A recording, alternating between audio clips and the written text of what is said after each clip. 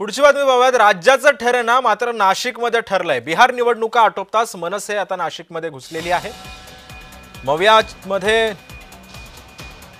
नामपाच्या निवडणुकीसाठी संयुक्त मोर्चे बांधणी सध्या सुरू आहे। नाशिक जिंकायला राज ठाकरे आणि उद्धव ठाकरे आता सरसावलेले आहेत। त्यामुळे नाशिकच्या नगर परिषदेवर महानगरपालिकेवरती नेमकं कोण बाजी मारणार हे सुद्धा पाहणं महत्त्वाचं ठरणार आहे।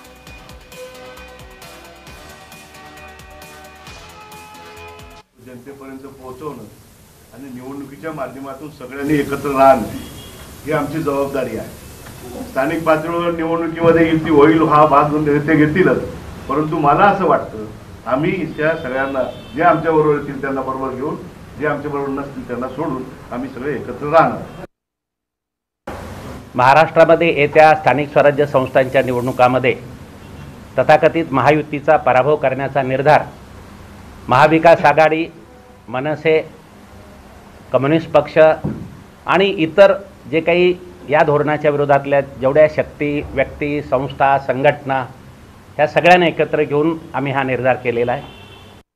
नाशिक गुन्हेगारी मुक्त व्हावं, भयमुक्त व्हावं, भ्रष्टाचार मुक्त व्हावं। जे पक्ष महायुतीने गुन्हेगार जे पक्षात घेतले ते बाहेर काढावे, की जेणेकरून ज्या येणाऱ्या निवडणुका त्या पारदर्शक व्हाव्या, जनतेला मतदान करायला मिळावं।